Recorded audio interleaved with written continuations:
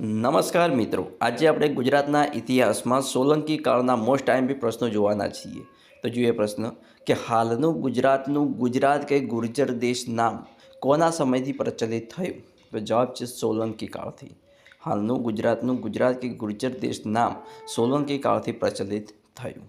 Next, કયો સમય પ્રાચીન ગુજરાતનો સુવર્ણકાળ ગણાય છે? તો સોલંકી કાળ. કયો સમય પ્રાચીન ગુજરાતનો સુવર્ણકાળ ગણાય છે? સોલંકી કાળ. નેક્સ્ટ, સોલંકી વંશનો સ્થાપક કે ગુજરાતનો સ્થાપક કોને ગણવામાં આવે છે? તો મૂળરાજ સોલંકીને. સોલંકી વંશનો સ્થાપક કે ગુજરાતનો સ્થાપક? મૂળરાજ સોલંકીને ગણવામાં આવે છે.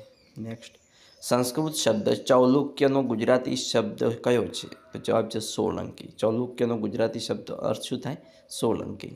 નેક્સ્ટ, ચૌલુક્યનું સંસ્કૃતનું મૂળ રૂપ ચલુક નો અર્થ શું થાય? તો ચલુકનો અર્થ થાય છે ખોબો અથવા કમંડલ. નેક્સ્ટ, ચારણોની અનુશ્રુતિ મુજબ સોલંકીની ઉત્પત્તિ ક્યાંથી થઈ હતી? તો સોલંકીઓની ઉત્પત્તિ અર્બુદગીરી એટલે કે આબુમાં વશિષ્ઠ ઋષિના અગ્નિકુંડમાંથી સોલંકીઓની ઉત્પત્તિ થઈ હતી. નેક્સ્ટ, ગુર્જર દેશમાં પ્રયોજાયેલો ગુર્જર શબ્દ જાતિવાચક નહીં તો શાનો અર્થ રજૂ કરે છે? ગુર્જર દેશમાં પ્રયોજાયેલો ગુર્જર શબ્દ જાતિવાચક નહીં પણ પ્રદેશવાચક શબ્દ અર્થ રજૂ કરે છે. નેક્સ્ટ, ગુજરાત શબ્દ સૌપ્રથમ કયા ગ્રંથમાં મળે છે? તો આબુરસમાંથી. 13મી સદીના આબુરસમાંથી ગુજરાત શબ્દ સૌપ્રથમ મળે છે. ચાવડા, સોલંકી, વાઘેલા અને સલ્તનત કાળમાં ગુજરાતનું પાટનગર રહ્યું હોય એવું કયું નગર હતું? તો જવાબ છે અણહિલપુર પાટણ. અણહિલપુર પાટણ. ચાવડા, સોલંકી, વાઘેલા અને સલ્તનત કાળમાં ગુજરાતનું પાટનગર રહ્યું હતું. નેક્સ્ટ, અણહિલપુર પાટણ વનરાજ ચાવડાએ વસાવ્યું તે પહેલાં તે સ્થળે શું હતું? તો અણહિલપુર પાટણ વનરાજ ચાવડાએ વસાવ્યું તે પહેલાં તે સ્થળે લખારામ નામનું વેરાન સ્થળ હતું. શું હતું? વેરાન સ્થળ હતું. નેક્સ્ટ, પાટણની રાણકી વાવ કેટલા માળની છે? તો 7 માળની છે. પાટણની રાણકી વાવ 7 માળની છે. નેક્સ્ટ, અણહિલવાડની જગ્યાએ હાલમાં કયું ગામ આવેલું છે? તો અણહિલવાડની જગ્યાએ હાલમાં અનાવાડા ગામ આવેલું છે. નેક્સ્ટ, અલબુર્નીએ ગુજરાતને કયા નામે વર્ણવ્યું છે? તો ગુજરાત નામથી. અલબુર્નીએ ગુજરાતને ગુજરાત નામથી વર્ણવ્યું છે. નેક્સ્ટ, ગુજરાતનો સ્થાપક મૂળરાજ સોલંકીએ કયા સ્થળે અગ્નિ પ્રવેશ કર્યો હતો? તો જવાબ છે શ્રીસ્થળ એટલે કે સિદ્ધપુરમાં સરસ્વતીના કોઠે મૂળરાજ સોલંકીએ અગ્નિ પ્રવેશ કર્યો હતો. નેક્સ્ટ, મૂળરાજની રાણી માધવી કયા કુળની હતી? તો મૂળરાજની રાણી માધવી એ ચાહમાન રાજા ભોજના કુળની હતી. નેક્સ્ટ, મોહમ્મદ ગઝનીવીએ ઈસવીસન 1026માં સોમનાથ મંદિર પર ચઢાઈ કરી ત્યારે ગુજરાતમાં કોનું શાસન હતું? તો મોહમ્મદ ગઝનીએ ઈસવીસન 1026માં સોમનાથ મંદિર પર ચઢાઈ કરી ત્યારે ગુજરાતમાં ભીમદેવ પહેલાંનું શાસન હતું. નેક્સ્ટ, મોહમ્મદ ગઝનીવીએ સોમનાથ મંદિર પર ક્યારે ચઢાઈ કરી હતી? તો મોહમ્મદ ગઝનીએ સોમનાથ મંદિર પર 7 જાન્યુઆરી 1026ના રોજ ચઢાઈ કરી હતી.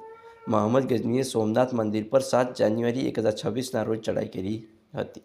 નેક્સ્ટ, મૂળરાજનો ઉત્તરાધિકારી કોણ બન્યા? તો મૂળરાજનો ઉત્તરાધિકારી જામુંડ રાજા બન્યો હતો. કોણ બન્યો હતો? જામુંડ રાજ. નેક્સ્ટ, મોઢેરાનું સૂર્ય મંદિર કોણે બંધાવ્યું હતું? તો ભીમદેવ પહેલાએ. મોઢેરાનું સૂર્ય મંદિર કોણે બંધાવ્યું? તો ભીમદેવ પહેલાએ. નેક્સ્ટ, ભીમદેવ પહેલાંના સમયમાં આબુમાં કયા રાજાએ બળવો કર્યો હતો? તો રાજા તંતુકે. ભીમદેવ પહેલાંના સમયમાં આબુમાં કયા રાજાએ બળવો કર્યો હતો? રાજા તંતુકે. નેક્સ્ટ, ભીમદેવ પહેલાંએ આબુના દંડનાયક કોને નિમ્યા હતા? તો વિમલ મંત્રીને. ભીમદેવ પહેલાંએ આબુના દંડનાયક કોને નિમ્યા હતા? તો વિમલ મંત્રીને.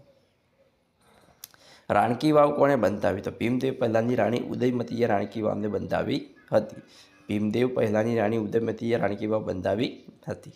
નેક્સ્ટ, ભીમદેવ પહેલાંની રાણી ઉદયમતી કોની પુત્રી હતી? તો ભીમદેવ પહેલાંની રાણી ઉદયમતી સોરઠના ચુડાસમા રાજા રાખેંગાની દીકરી હતી.